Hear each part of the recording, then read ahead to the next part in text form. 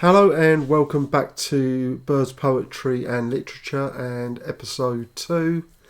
I hope you're all doing well. I've just got back from Somerset, went down there Friday night, stayed at some friends and then headed to Steert Marshes to try and go and see a wonderful North American little wader called a least sandpiper. Happily, I got to see it. We arrived around 9 o'clock at Steert, and there was probably about 15-16 birders there. The bird hadn't been seen, but fortunately after about 20 minutes we were able to locate this bird. It was at distance, scope views only, so unfortunately I didn't get any photos. But there was originally we could just see a little stint, and apparently this bird was associating with this little stint, and we got to see that, and then finally found that it was the bird was out on a further along the spit, and got to watch it for probably about half an hour. And it was great actually, because you got to see it compared in size and markings alongside little stint, and there was a pair of dunlin there as well, so that was great. And I met up with Kevin and Kyle, two birders that I've bumped into over the last couple of years, and it was great to see them. But yeah, we got to see it. Like I said, I didn't get any photos, but this photo here was taken on Vancouver Island when I lived out there, and I used to see quite a lot of western and least sandpipers, and as you can see, it's quite close. I would lay on the beach, and because it was a very quiet place out there, and you could just lay on the beach and just keep very still, and the birds would move up and get within quite a close range, and you would just sort of let them go by before you sort of gradually backed out of your position so as not to disturb them. So yeah, that's a least sandpiper.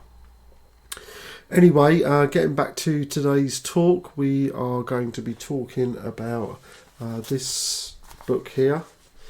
And this is Animal Farm by George Orwell, a satirical allegory about the Russian Revolution, but of course it's pertinent now through a global landscape to paint the picture of the misjustice of power, really. It's one of these books that was probably read by my peers 40 years ago. I'm a bit 40 years late on reading this, but I think it is, like I said, it's as relevant now as it was back then. And it's a story of Manor Farm, run by Mr. Jones, and who didn't look after his animals very well. He was a bit of a drunk, and one of the old pigs on the farm, the old major, had a dream or a prophecy, and he shared that with the other animals, and they decided to kick Mr. Jones off and take over the farm and start a new utopian society where there was equality. And of course, as we know, as we've seen through life, this doesn't seem to work, and it's the story of how the animals in the beginning they set down a set of rules, the 7 commandments. Whatever goes upon 2 legs is an enemy, whatever goes upon 4 legs or having wings is a friend. No animal shall wear clothes, no animal shall sleep in a bed, no animal shall drink alcohol, no animal shall kill any other animal. All animals are equal. And they had a saying or a song, Beasts of England. And initially everything starts off well. The pigs, two of the main characters are Snowball and Napoleon, and they start setting down the rules and getting the other animals organised. And of course, slowly but surely, the power struggle between Snowball and Napoleon sort of comes to a point where Snowball is pushed out, and once he's out, he then takes the blame for everything that's going on or going wrong. I have another pig called Squealer that starts rumours and goes around sort of looking at what everyone's doing. And there's all different animals in it, and they all play their part. And but of course, then things start to change, and the pigs begin having more power. Napoleon has actually raised a litter of puppies to be literally guard dogs, and eventually, of course, they, the equality amongst the animals changes.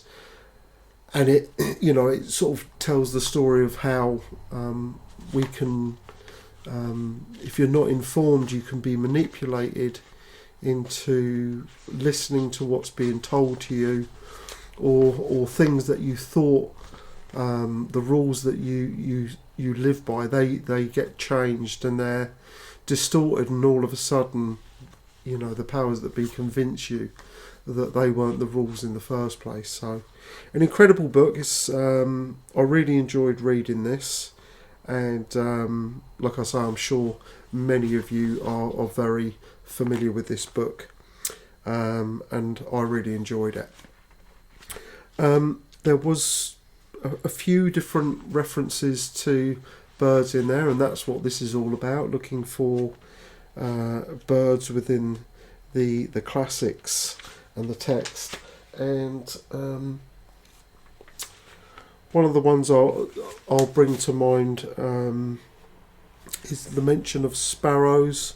This was after a committee meeting, and it talks about a cat. She was seen one day sitting on the roof talking to some sparrows who were just out of her reach.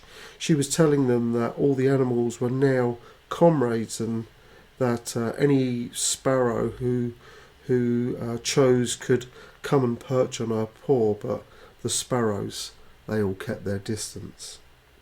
Just before, there was an attack by some of the humans on the farm, and they were talking about some of the Beasts of England song they would sing and chant, and in it refers to the blackbirds whistled it in the hedges, and the pigeons cooed it in the elms. It had got into the din of the smithies and the tune of the church bells. And then a little bit further along, it refers to when the humans are attacking, and as the human beings approached the farm building, Snowball launched his first attack. All the pigeons to number 35 flew to and fro over the men's heads and dropped their dung on them from mid-air. And while the men were dealing with this, the geese, who had been hiding behind the hedge, rushed out and pecked viciously at the calves of their legs. So there was quite an interesting mention there.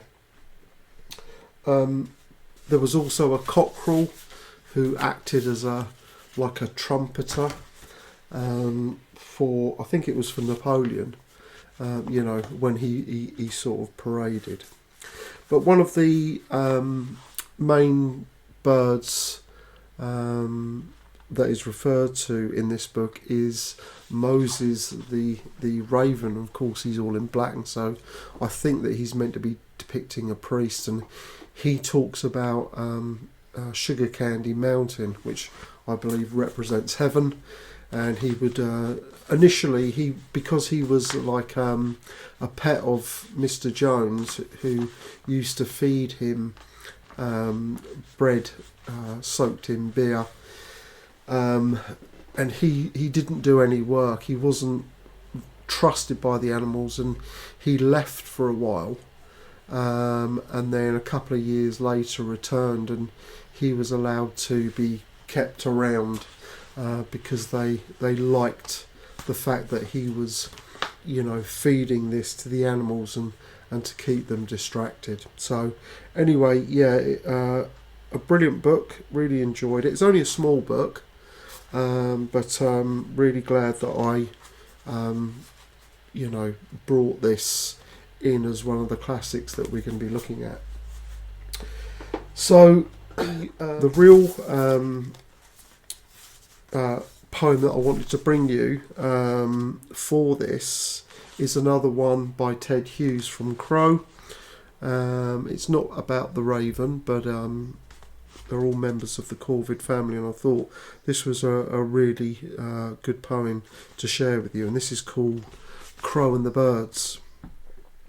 When the eagle soared clear through a dawn distilling of emerald, when the curlew trawled in sea dusk through a chime of wine glasses, when the swallow swooped through a woman's song in a cavern, and the swift flicked through the breath of a violet, when the owl sailed clear of tomorrow's conscience, and the sparrow preened himself of yesterday's promise, and the heron laboured clear of the besomer upglare, and the blue tit zipped clear of lace panties, and the woodpecker drummed clear of the rotavator and the rose farm, and the peewit tumbled clear of the laundromat, while the bullfinch plumped in the apple bud, and the goldfinch bulbed in the sun, and the wryneck crooked in the moon, and the dipper peered from the dew ball. Crow spraddled head down in the beach garbage, guzzling a dropped ice cream.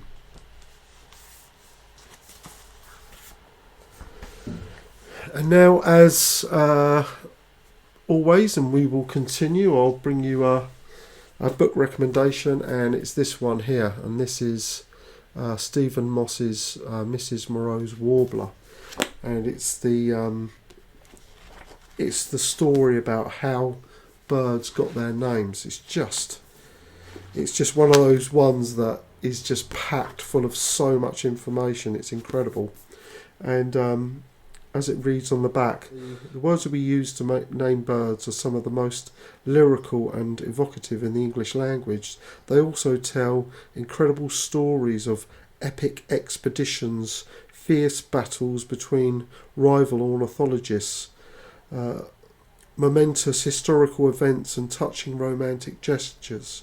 In Mrs. Moreau's Warbler, Stephen Moss shows us these names reveal as much about ourselves and our relationship with the natural world as about the creatures they describe.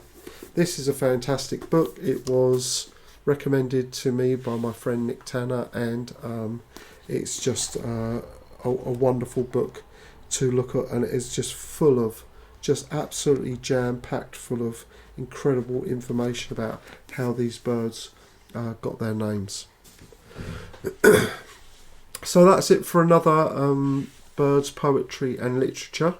In episode 3, we will be looking at a slightly different book here. We're going to be dipping into William Shakespeare's Henry V and see if we can dig out some bird names and their relevance within that.